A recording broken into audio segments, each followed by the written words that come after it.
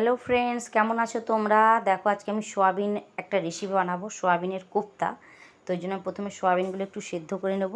সেদ্ধ হওয়ার পর জল পুরো চিপে বের করে তারপর আমি মিক্সিতে পেস্ট করে নিয়েছি। যাদের মিক্সি নেই, আলু সেদ্ধর মতো হাতে ভালো করে চটকে নেবে।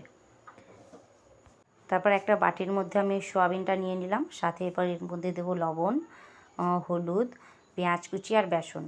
তো তোমরা এখানে লঙ্কা কুচি অ্যাড করতে পারো, আমার ছেলে খাবে বলে আমি লঙ্কাটা দিলাম না। দিয়ে এরপর হাতের সাহায্যে কিন্তু ভালো করে মেখে নেবে। মাখাটা কিন্তু ভালো করে অবশ্যই জরুরি, নইলে কিন্তু সব মশলা মিশবে না সাথে।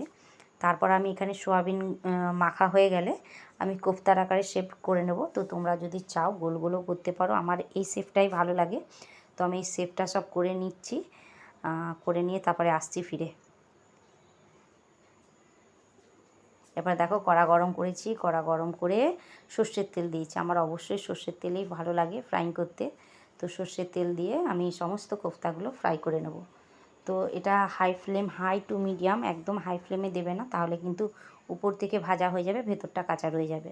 তো তারপর জিরে দিলাম, গোটা জিরে আর শুকনো লঙ্কা ফোড়ন দিলাম, আর একটা পেঁয়াজ কুচি দিয়েছি। এরপর আমি একটু মশলা পেস্ট করে রেখেছিলাম, একটু আদা রসুন আর একটা পেঁয়াজ, তোমাদেরকে এটা দেখাতে পারিনি, যাই হোক মশলাটা দিয়েছি। তারপরে দিলাম জিরে গুঁড়ো, হলুদ গুঁড়ো, লঙ্কা গুঁড়ো, গুঁড়ো মশলা যে যেমন খাও, ধনিয়া গুঁড়ো সব দিয়ে দেবে। দিয়ে এখানে লবণটা চেক করে দেবে, যেহেতু কোফতাতে লবণ দেওয়া আছে। আর কেউ যদি চাও এখানে আলু অ্যাড করতে পারো, একটা আলু সেদ্ধ করে কেটে এখানে মশলার সাথে মিশিয়ে দিলেই কষা হয়ে যাবে, খেতে ভালো লাগে। তো আমি আজকে আলুটা দিলাম না, আলুটা স্কিপ করলাম।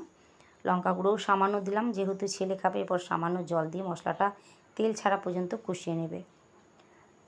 আমি এখানে টমেটোটা অ্যাড করতে ভুলে গেছিলাম, ওই জন্য পরে আবার একটা টমেটো দিয়ে দিলাম। একটা টমেটো কুচি অবশ্যই দেবে, টমেটোটা তো মাস্ট দিতেই হবে। তো এরপর আমি সমস্ত মশলাটা কষিয়ে নিই। চলো ঢাকা দিয়ে দিয়ে কষবো, তাহলে রান্নাটাও তাড়াতাড়ি হয়ে যাবে। দেখো মশলার পুরো তেল ছেড়ে আসছে, আর একটু ঝোলটা টানিয়ে নেব। চলো আর একটু ঢাকা দিয়ে দিই। তো এই রেসিপি কে কে খেয়েছো অবশ্যই জানিও, আর যারা খাওনি অবশ্যই একবার ট্রাই করো। মশলাটা দেখো কষা হয়ে গেছে, এরপর একটু জল দেবো, অবশ্যই ঝোলটা বেশি দেবে।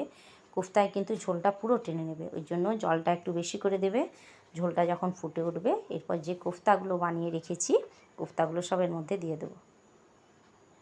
একবার ট্রাই করো, দুর্দান্ত লাগে। একঘেয়েমি সোয়াবিন খেতে ডেলি ডেলি ভালো লাগবে না। তো এরমভাবে একবার সোয়াবিন খেয়ে দেখবে। যে বাচ্চারা সোয়াবিন খায় না তারাও মোটামুটি খাবে। তাদের আবার এই কারি না বানিয়ে তাদেরকে তুমি বড়ার শেপে ভেজে দিতে পারো, এটাও কিন্তু চায়ের সাথে খেতে অসাধারণ লাগে। চলো রান্নাটা হয়ে গেছে, আমি একটু গরম মশলা দিয়ে দিলাম, এরপর নামিয়ে নেব। এই হচ্ছে ফাইনাল লুক। এটা কিন্তু আরও ঠান্ডা হলে একদমই বসে যাবে, একদম মাখা মাখা হয়ে যাবে। তো ভাত রুটি দুটোতেই কিন্তু অসাধারণ লাগে। যারা ট্রাই করোনি অবশ্যই একবার ট্রাই করো। সবাই ভালো থেকো, সুস্থ থেকো। আর যদি ভালো লাগে অবশ্যই একটু লাইক আর কমেন্ট করে দিও। চলো টাটা।